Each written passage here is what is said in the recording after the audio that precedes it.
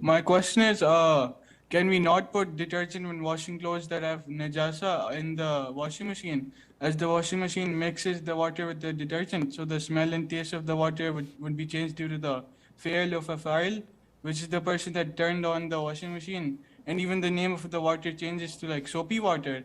Thus, the clothes will be washed like tahir water and not tahur.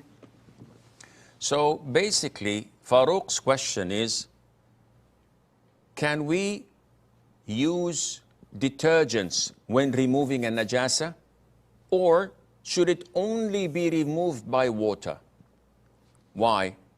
Because when we mix water with detergents, soap and the likes, and they mix with the soiled clothes, the water can't be distinguished, and the nature of the water or the characteristics, whether it's a smell or taste or color, can't be identified whether it was due to najasa or something else.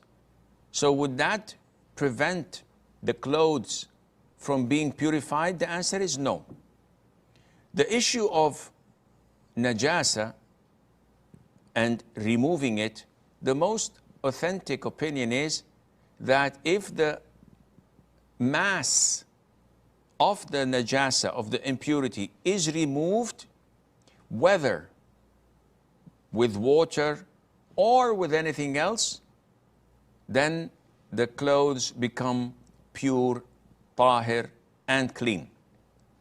Unlike water, so if I have to make wudu, and I perform wudu with a different liquid other than water, the wudu is invalid.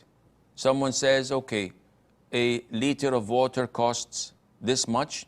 I'm going to perform wudu with a liter of cologne that is 100 times more expensive and it smells better. We say that your wudu is invalid.